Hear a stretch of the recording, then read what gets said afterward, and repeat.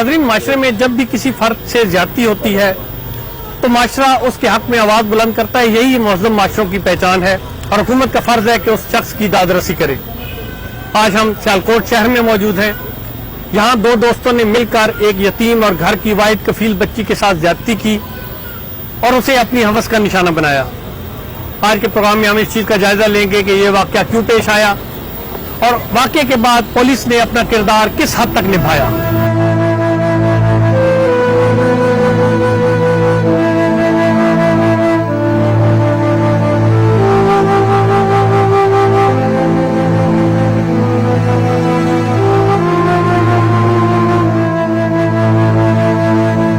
नाज़रीन, इस वक्त हम मौजूद हैं जिस बच्ची की साथ ज्यादती हुई उसके घर में।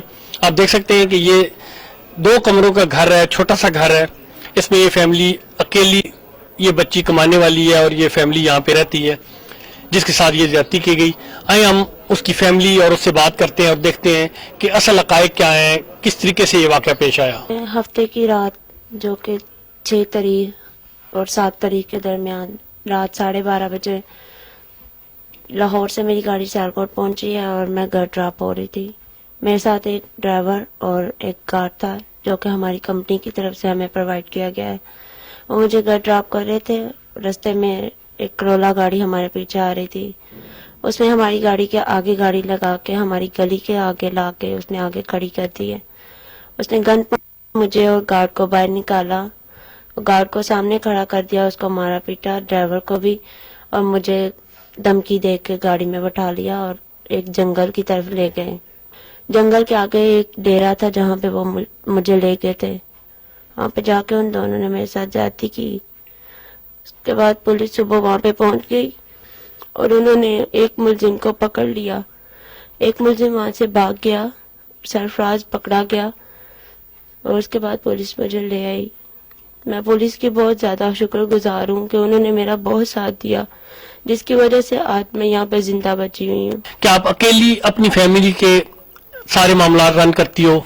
फाइनेंशियल आप ही सिर्फ जिम्मेदार हो? जी बिल्कुल। इस घर में मेरा और कोई कमाने वाला नहीं था। मेरे से पहले मेरी सिस्टर जॉब करती थी, उनकी हमने आज से 4 महीने पहले शादी कर दी। उसके बाद मैं ही थी जो कि घर का पूरा खर्च वगैरह उठा रही थी, सरबराह थी, जो भी था वो सब कुछ मेरे सर पे था। अरसा 3 साल से इसको मैं पिक ड्रॉप कर रहा हूँ और यहीं तक पहुँचता हूँ। ये गाड़ी मेरे पीछे आई है, लेकिन मैंने बोला कि ये रूटीन में गाड़ियाँ चलती हैं गली महल्लों में, ये उनकी होगी। इसको इसने हल्की सी डिपर दिया, मैंने साइड दे दी, ये निकल गया। उस जगह जाके ये गाड़ी खड़ी हो गई है। 2 बंदे उतरे हैं। वो जहाँ पे खड़ी थी वो सुनसान एरिया था या? नहीं सर, आबादी थी, उनका घर था, राउंड अबाउट उनका घर कुछ 2-3 मीटर होगा बस। उसने मुझे बोला चाबी दो, लड़की उतारो। मैं बोला नहीं उतारूंगा। बोला क्यों? मैं कहूँ मेरी मर्जी है, क्यों उतारो, तू चाबी क्या करनी है? उसने मुझे ये मारा, वो बट था या जो कुछ भी, खैर ब्लीडिंग शुरू हो गई। रात के वक्त ये बच्ची जो है अपनी ड्यूटी खत्म करके अपने घर वापस जा रही थी और उसको छोड़ने के लिए एक ऑल्टो गाड़ी के ऊपर एक ड्राइवर और एक गनमैन डेवू कंपनी का साथ था। और जब ये गाड़ी एक जगह से गुजरी है तो वहाँ पे ये 2 जो मुल्ज़मान हैं, ये शराब इन्होंने पी हुई थी और इन्होंने आपस में शर्त लगाई, और शर्त के तौर पे कि तुम आया कि एक ने दूसरे से शर्त लगाई कि आया कि तुम इस लड़की को गन पॉइंट पे ज़बरदस्ती अपनी गाड़ी में बिठा सकते हो।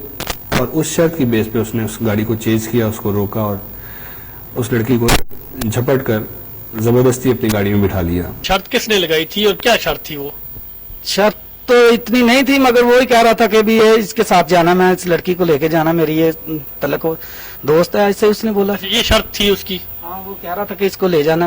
मुझे तो पता ही नहीं था क्या करना है इसके साथ, क्या नहीं है। आपने उसे पूछा नहीं कि दोस्तों को इस तरह गन पॉइंट पे लेके जाते हैं? वही तो बाद में मैं आपको बताता हूँ। जब मुझे पानी लेने के लिए कहा था, मैंने उसको बोला, बाद में मैं बोला तुम गाड़ी में बैठो। भी आप तो बहुत मासूम लग रहे हो कि बिल्कुल आपको कुछ पता नहीं था। रेस्क्यू 15 पे जब हमें इतला मिली तो हमने इमीडिएटली नाकाबंदी की पूरे डिस्ट्रिक्ट की, और हमारी जो पेट्रोलिंग चेक पोस्ट है खमरा वाली, उसकी जो गाड़ी मूव कर रही थी उसने इनको स्पॉट किया।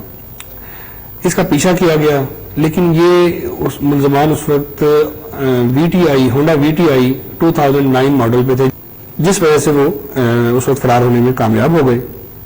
लड़की जब हमें मिली तो उस वक्त ना लड़की को ना किसी और को उन मुलजमान का नाम पता था, गाड़ी पे नंबर प्लेट नहीं थी कि जिससे हम पहुंच सकते, और ना ही लड़की को एड्रेस पता था कि जहां पर ये सारा वाकया हुआ है।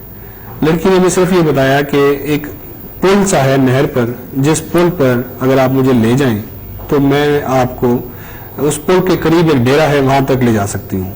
इनकी गाड़ी में उस वक्त, जिस वक्त इनको गिरफ्तार किया गया, तो 4 लाख के करीब रकम, 3,84,000 उस वक्त मौजूद थे, और वो उन्होंने SHO को फिर ऑफर किया कि आप ये रिश्वत के तौर पे ले लें और हमें अब जाने दें।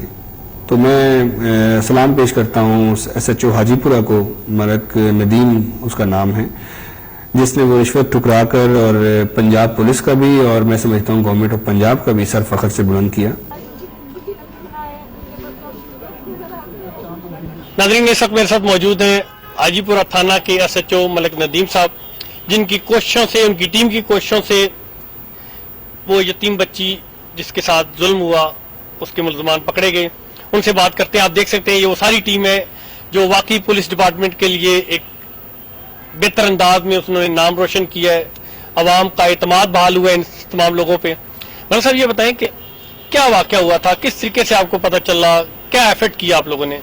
ये जब अगवा हुई गन पॉइंट पे, एक कार में 2 मुसल्लह अफराद ने गन पॉइंट पे डाइवो की गाड़ी में से इसको अगवा कर लिया। कॉल चली 15 पे, उनका पीछा किया गया, लेकिन वो बेड लग के वो नाके, मुख्तलिफ नाके तोड़ते हुए भाग गए।